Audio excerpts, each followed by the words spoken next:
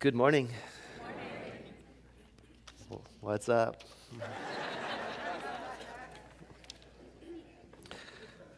Forgiveness is up.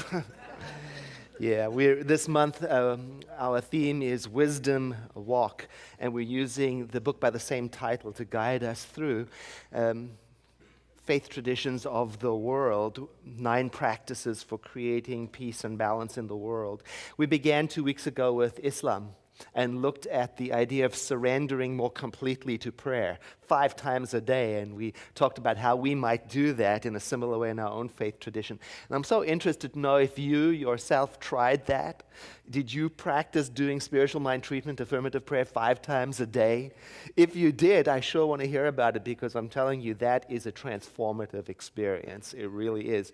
And if you missed it and you're wondering what I'm talking about, you can still catch up by going to our website at www.cslsr.org, where all of our videos are there free to review. And you can get the book of the month, because each chapter has got exercises that are easy to adapt and use for yourself to integrate these spiritual traditions. Then the second week was Taoism, going with the flow, with Reverend Kim Kaiser. His video is up too. Wonderful. Just beautiful stuff. And then next week, Rabbi George Gittleman is coming to talk to us about the Jewish tradition of New Year and the spiritual internal process of preparing and cleaning out that people do to prepare for that Jewish New Year. He's going to follow up with a workshop, and I think the date of it is August 27th. And he said, for his workshop, it's called New Year Now. It's something you can do at any time. And he said it doesn't matter if you're Jewish or not Jewish, or you know something about Judaism or you don't know anything about Judaism. Come to the workshop, and he says he's going to teach you about that process of internal preparation for renewal that you can use in your own life. So that's coming up next weekend. I'm going to be here. I wouldn't miss the rabbi for anything. I call him my rabbi. You know, rabbi means teacher. He's my rabbi. I've learned so much from Rabbi George Gittleman. So that brings us to this week, and it's Christianity.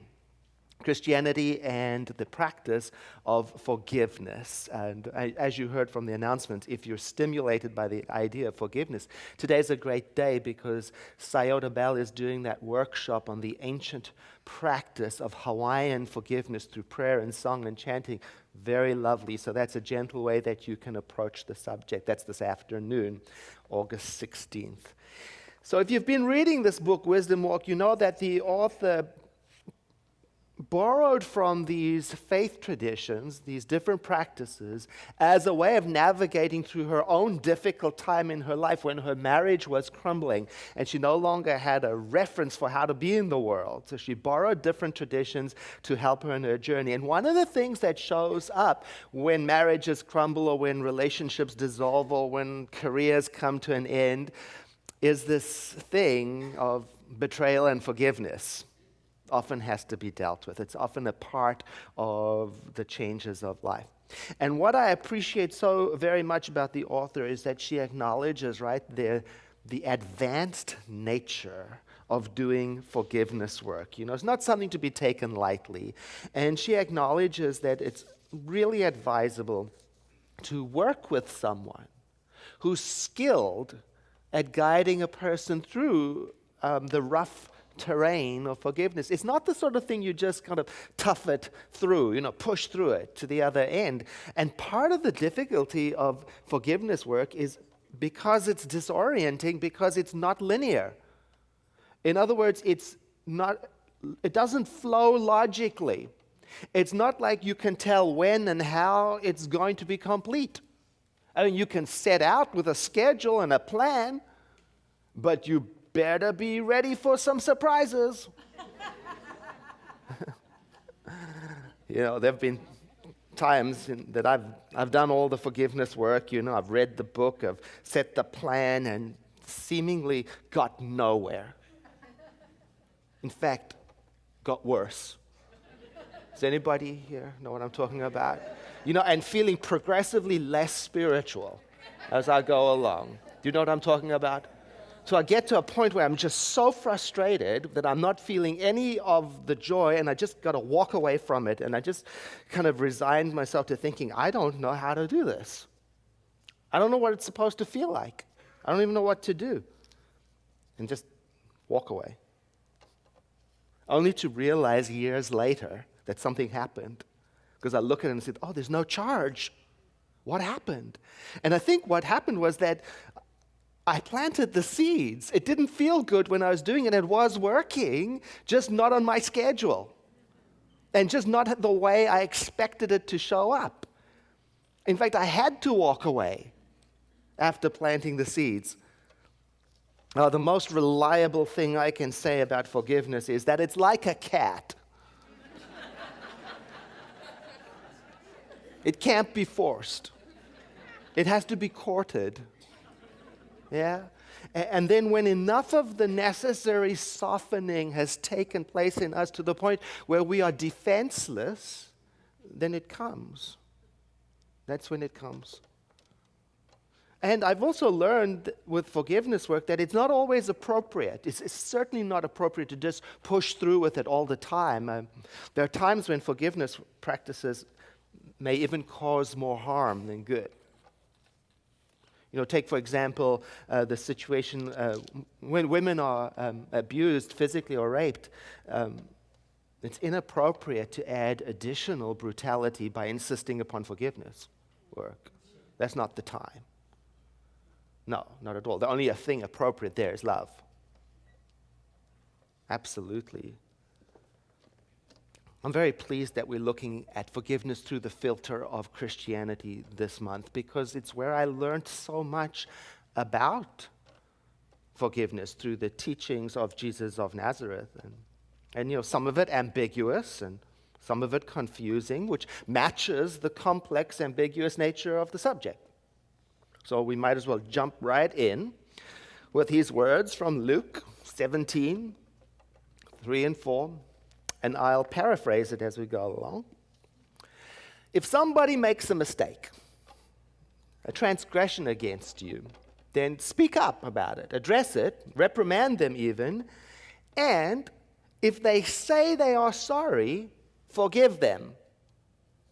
And then if they do it again 7 times in a day, and then 7 times in the day they come back to you and say, I'm sorry, you must forgive them. Well, that's not ambiguous at all. I mean, forgiveness then from a Christian perspective is given on the condition of being remorseful, and it's mandatory. If they're sorry, and you are a follower of the teachings of Jesus of Nazareth, then you must forgive them. Wow. That's intense. It's quite a commitment to be a Christian. I mean, look, if they are sincerely sorry, it doesn't really matter what faith tradition you are, it just makes it easier. It makes the process easier if they are sorry. I mean, sorry doesn't always rebuild trust back up immediately. I mean, that takes time. But sorry helps. The problem with waiting for people to be sorry is that it doesn't always come. Then what do? Then there's this thing, this resentment, and there's the problem. See, it's getting complicated now. So forgiveness on one hand is conditional, and on the other hand it's unconditional. By that I mean it's conditional in that it must be given when remorse is expressed. And it's unconditional in that it is always permanently available to anyone who is remorseful. It's never withheld.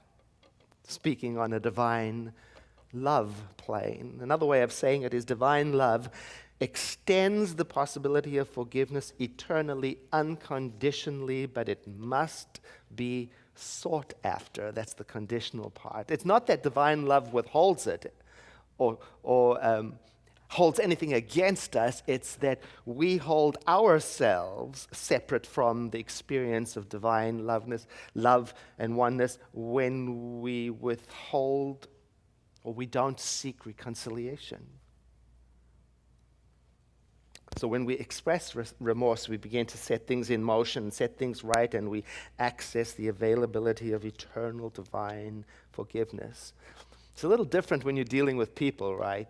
Set aside the divine for one moment. You can desire to make reconciliation and say sorry, but sometimes that expression of sorry is not welcome. It's not wanted. Not allowed. It's complicated. Phew. What do you do? And what do you do if they're not sorry? Well, let's look again at Jesus' illustration from his last words when he was dying, just when he was being crucified. In Luke 23, it says, "Father, forgive them, for they know not what they do." Now, what he's doing, obviously, is a very important lesson from the teachings of Jesus. What he's doing here is called interceding. It's intercession. He's speaking up on behalf of those who are not sorry. That's what you do. That's the lesson. I mean, they stole his stuff and they gambled right in plain sight over his possessions.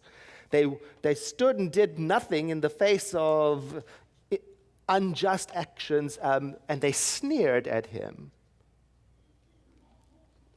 And he said, "Father, forgive them." It didn't say that he forgave them.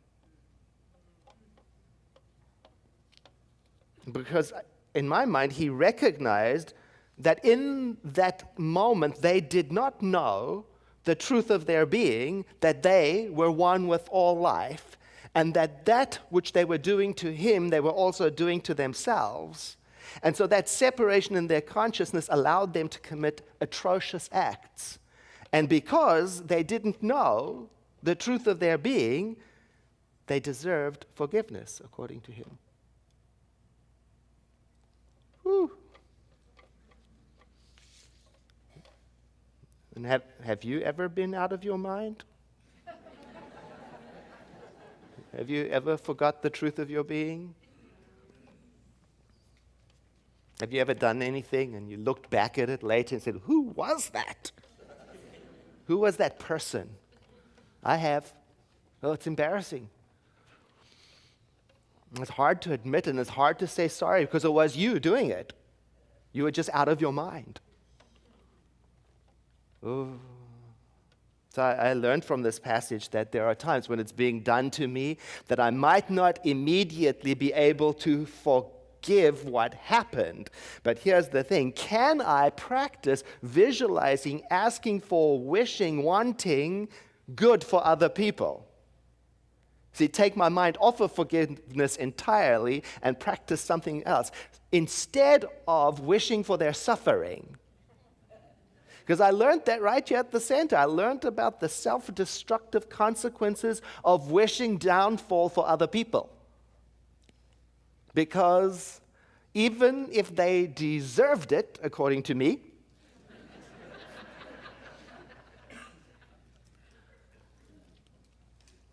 there are consequences on my own well-being.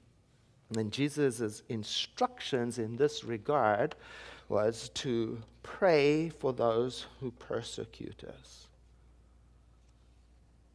And prayer in our center tradition means to mentally see them as whole, to not focus on the act, the offending act, but instead to focus on the life of God within them, which can accomplish what we cannot accomplish.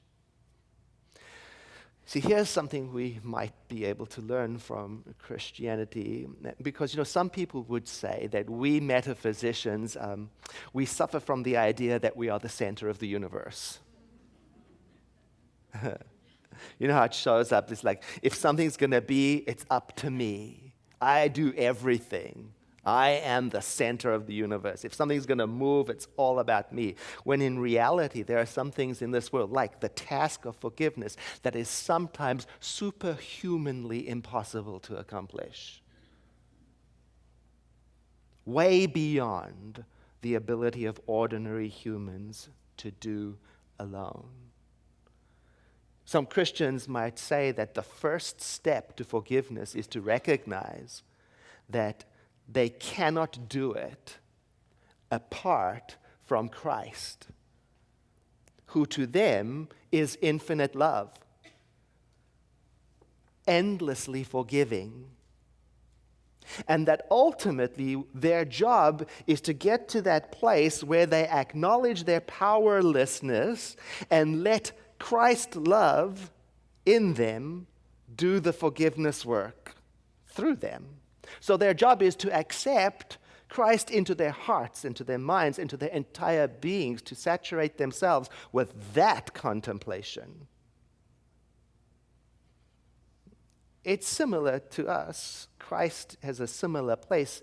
Christ to us is a symbol of what Jesus attained in consciousness, the unified consciousness of oneness, the idea of divine inheritance. It stands for the cosmic pattern of connectedness and wholeness. It is to us the symbol of divine love endlessly giving of itself. So we might say the same thing. Our job then is to accept all of that into our consciousness, into our heart, into our entire being, to focus on that, meditate on that, and let that Christ consciousness in us do what we humanly are not capable of doing. That which I cannot accomplish, Christ within can.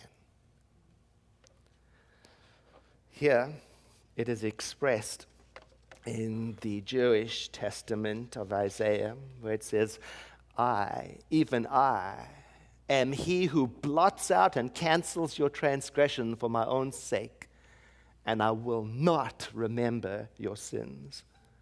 The consciousness of the I am cannot remember the sin. Whew, now we got a problem. Because we do remember, don't we? And you know, for those who lost loved ones in the shooting in the first AME church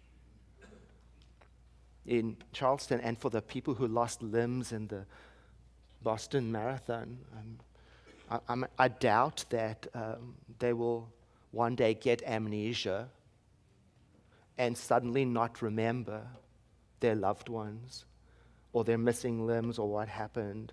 So what does this passage mean? How can we adapt it? See, I have to read it in a special way. I read it like this. And I won't hold it against you forever and ever and endlessly bring it up and refer to it when I want to put you down and make you feel bad. Have you ever done that? I have. You know, forgiven them, but made sure that they never forget. You know, by referring to it, sometimes the look is enough, hinting about it over and over again, just to keep them aware that you know. So I've learned from Christianity and other sources too, but especially from Christianity, that if the offender asks for forgiveness, then it is to be granted. And at the same time, it seems it would be very dangerous to forget everything that happened. And yet at the same time, remembering does not mean using that memory like a weapon. Because what goes around comes around. So if I don't let it go, it doesn't go. So there's a connection between what I put out and what I experience. And we call that the law of reciprocity. And Jesus here addresses it in the middle of the prayer he gave to us, saying, forgive us our trespasses as we forgive those who trespass against us. Forgive us our sins, our transgressions, our debts, as we do the forgiving. Oh, that's annoying. Because on one hand, we're learning that I can stay exactly where I am until remorse comes. And I would be justified, according to what I've learned, in not moving, on one hand. On the other hand, there's this catch-22 situation that says, and nothing moves until I do. It's all in that little word as. Right in that moment where I move, where I forgive, that's when I set things in motion. This wasn't only difficult, it's not only difficult for us now, it was difficult for his students too. One of his students, in a beautiful way, asks him about it. In this version of the Bible called The Message, which is in contemporary paraphrased language, very beautiful, from Matthew, and it says, at that point, Peter got up the nerve to ask, "Master, how many times do I forgive a brother or sister who hurts me? 7? And Jesus replied, 7? Hardly. Try 70 times 7. Isn't that beautifully stated? You see, 70 times 7 is a symbol for infinitely until it's complete. Whoa.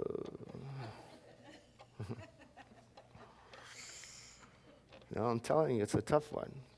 Being a Christian requires conviction. A conviction and a forgiving disposition and a reliance on prayer. It really does. And he talked about prayer. And he said about prayer that when you and I pray, and he was talking about that prayer, the Lord's Prayer that he gave, he said, when you and I pray, we shouldn't make a show of it. We should instead make it a private affair in our souls. And he said we shouldn't use vain repetitions. And in this context, vain means ineffective, superstitious, unproductive. Don't repeat words of forgiveness or prayer in a showy, superstitious way, but keep the prayer of forgiveness going 70 times 7. So he's really calling forth authenticity.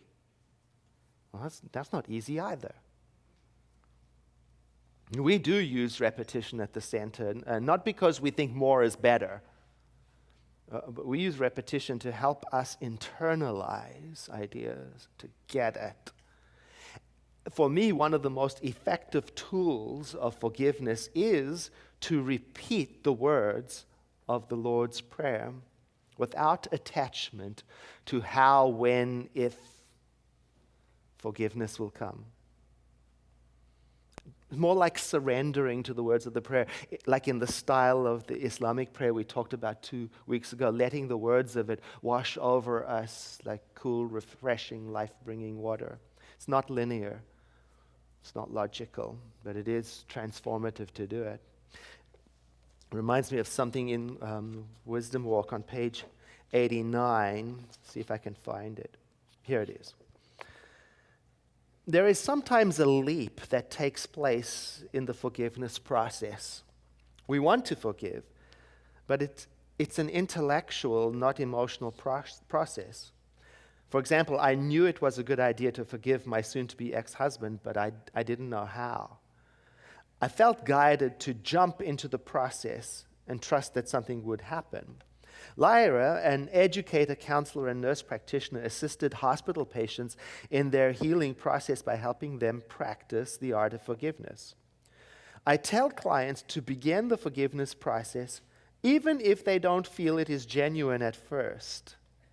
Jump in and act as if, saying, "I forgive so-and-so for such and such," because often that jump starts the process that eventually leads to a more authentic forgiveness practice. I totally get that. And I use the Lord's Prayer to jumpstart the process for me when I can't get there emotionally. So I use the Lord's Prayer to focus my attention not on the act of forgiveness, but on the act of identifying with divine love, to accept it into my consciousness, so it can do through me what I cannot do by myself. Jesus' instructions about the Lord's Prayer, he said, pray this way, like this. not necessarily repeating the exact words. And so what I did is, and it's something anybody can do for themselves, I took the prayer and I rewrote it line by line for myself. And I came up with this: infinite presence within.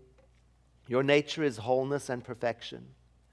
You are eternally present everywhere. And from within you guide me, for your ways are my ways. Infinite power within, my every need is contained within you. As I dwell on your nature, I am released from all previous errors, and I'm able to release the errors of others. With my mind centered on you, I am empowered to be all that I can be today, a worthy channel for good. I am strong and courageous through the power and to the glory of God, which is love. Amen. Today, I'm going to use the Lord's Prayer with you if you feel inclined to participate in its original words for our practice of jump-starting forgiveness. Perhaps you know the words from memory. Just in case, they're up here. This is the Catholic version, and you see it ends a little earlier than the Episcopal version. And when I say together, I invite you to say the words with me. If your eyes are closed, that's just fine. If you don't know the words, you can open your eyes to look up. And in between the prayer, I'm going to read to you from Ernest Holmes his words about inviting the Christ consciousness, the symbol of unified consciousness, to reside within us so that it can do for us what we cannot do by ourselves. So I invite you to breathe in, exhaling together. Our Father, who art in heaven, hallowed be thy name. Thy kingdom come, thy will be done, on earth as it is in heaven. Give us this day our daily bread, and forgive us our trespasses, as we forgive those who trespass against us. And lead us not into temptation, but deliver us from evil. I am filled with the peace, strength, power, and decision of Spirit within. The life force of this Spirit flows freely, peacefully, and harmoniously through every atom of my body. I am complete and perfect now. The all-powerful mind of the indwelling Christ in me dissolves and dissipates from my mind all belief in indecision, anxiety, error, or discouragement. I dwell in the realm of peace. Together, our Father, who art in heaven, hallowed be thy name. Thy kingdom come, thy will be done, on earth as it is in heaven. Give us this day our daily bread, and forgive us our trespasses, as we forgive those who trespass against us. And lead us not into temptation, but deliver us from evil. The Spirit within me is in perfect rest. The center of my being is now quiet and poised, for I have let my inner spirit fill up with this consciousness of peace and stillness.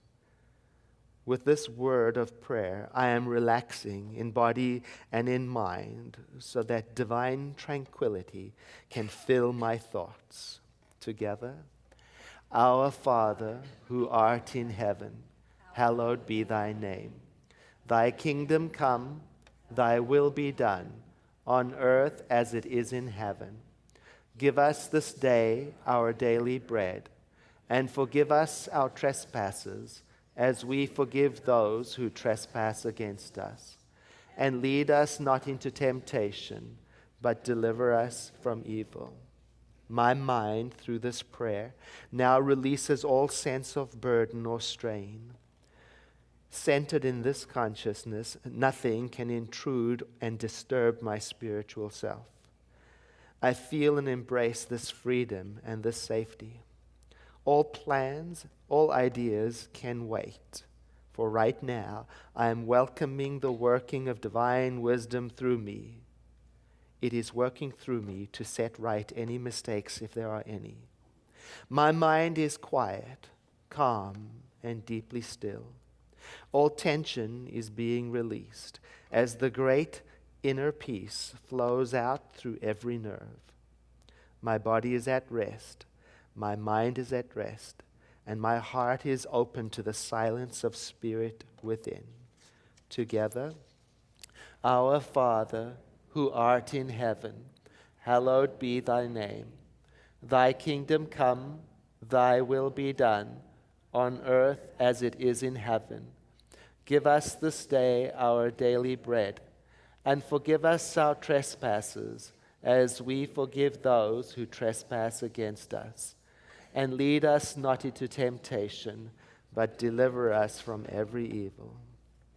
The great blessing of Spirit within is pouring through me now and establishing me in the ways of good. My good is all around, within me and around me. I feel secure by means of this prayer in knowing that the loving presence of Spirit is with me now and forever. So I can say, I am divinely guided. So I can let go of all problems. And I can know that Spirit within me is attending, inspiring, and guiding and directing me. As a result, a great quietness and calm floods over me. It is universal love within me. I am aware of it in me. I am aware of my oneness with it. And through this awareness, I feel I am richly blessed. Together, Our Father, who art in heaven, hallowed be thy name. Thy kingdom come, thy will be done, on earth as it is in heaven. Give us this day our daily bread, and forgive us our trespasses, as we forgive those who trespass against us. And lead us not into temptation, but deliver us from evil. I invite you now to sit with me in a moment of quiet contemplation.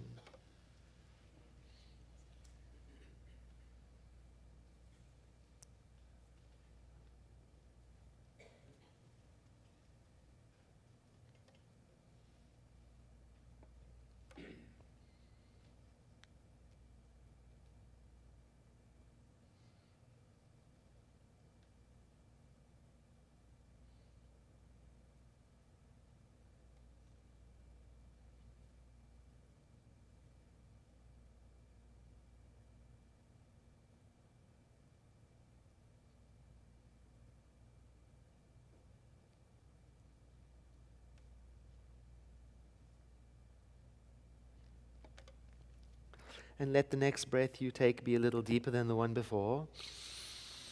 So that as you sigh out, we bring this time of prayer and contemplation to its close as we say together, and so it is.